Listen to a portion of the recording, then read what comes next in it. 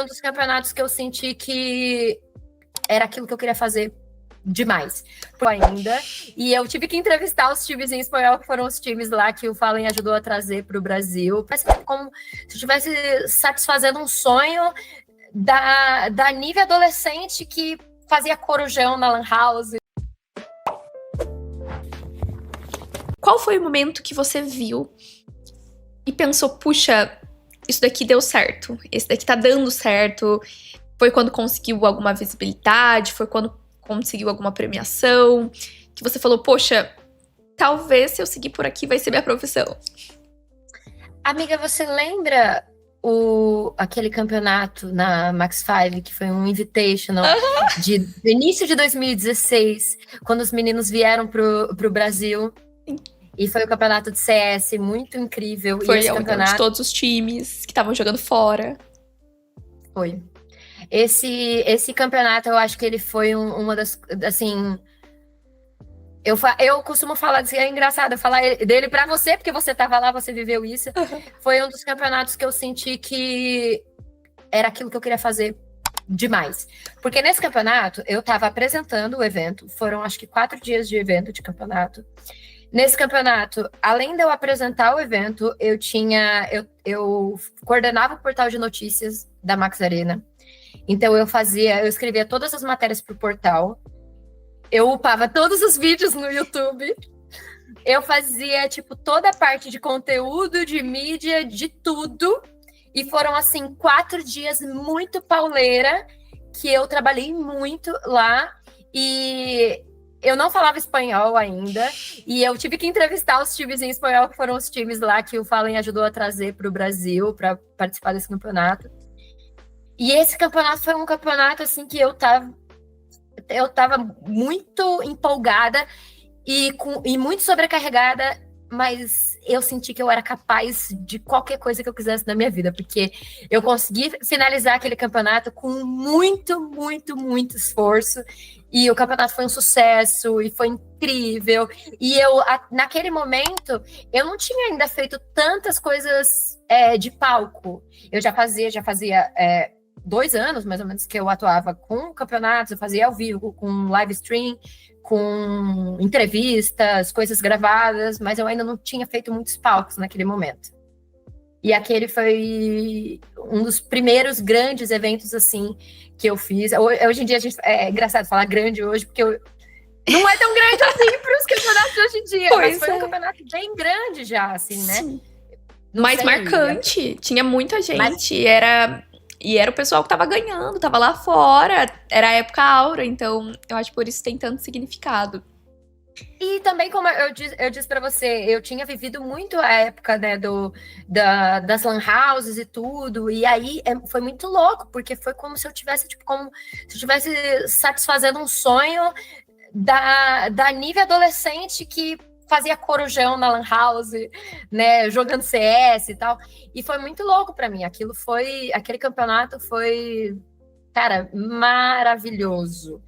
E acho que foi meu primeiro campeonato de CS, inclusive. Também ele acabou sendo muito importante na minha vida, porque hoje eu já apresentei vários campeonatos mundiais de CS, né? Uhum. Mas aquele pequenininho, ele foi muito significativo para tudo que sucedeu.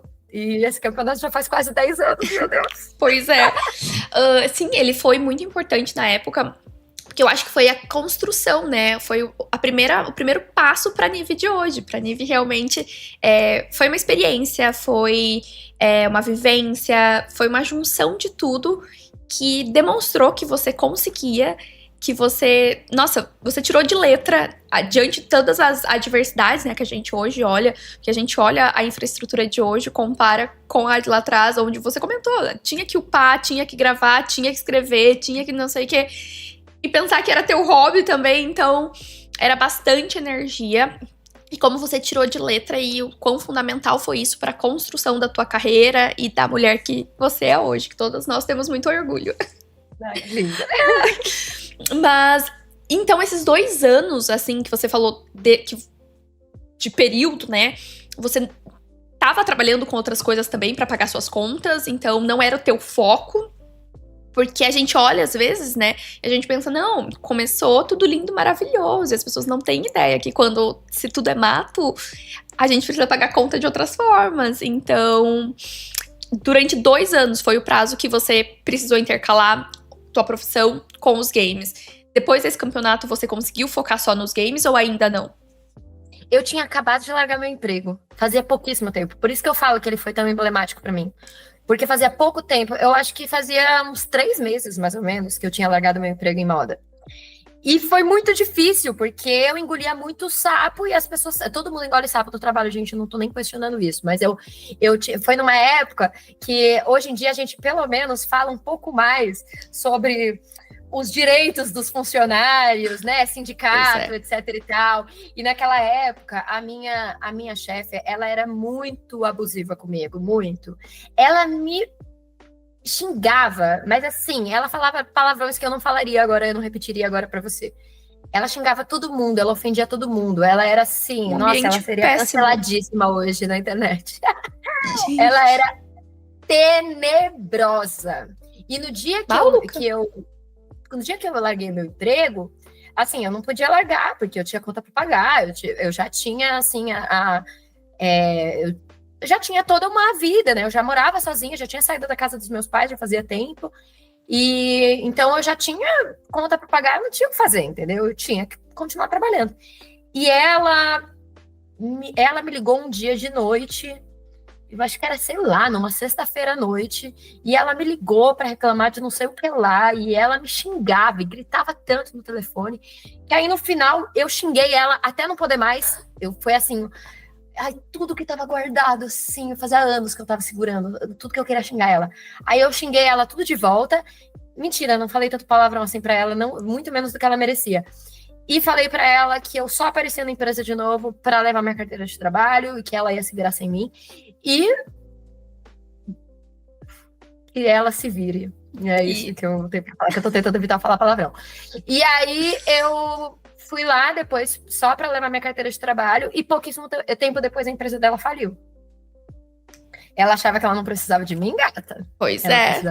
O mundo dá muitas voltas. Dá muitas voltas. E aquilo foi muito doido, porque assim, quando você trabalha ouvindo muita humilhação, aquilo deixa marcas em você. A gente acha que, tá, tudo bem, assim, a gente respira fundo, a gente continua, vira, porque às vezes tem que continuar. Não é tem que continuar. Mas aquilo deixa marcas na gente. E por isso que eu falo que aquele foi um momento pra mim que eu falei, cara, eu sou capaz e eu vou conseguir, eu vou fazer isso daqui vai dar certo. Porque quando eu saio do meu emprego lá, eu pensava assim, tá, na pior das hipóteses, eu procuro outro emprego, depois volto a trabalhar com moda. Então eu ainda tinha aquilo muito como plano B. E aquele evento foi um evento pra mim que eu falei, não, o quê? É isso aqui. Eu vou colocar todas as minhas fichas, porque é isso que eu quero fazer pra vida.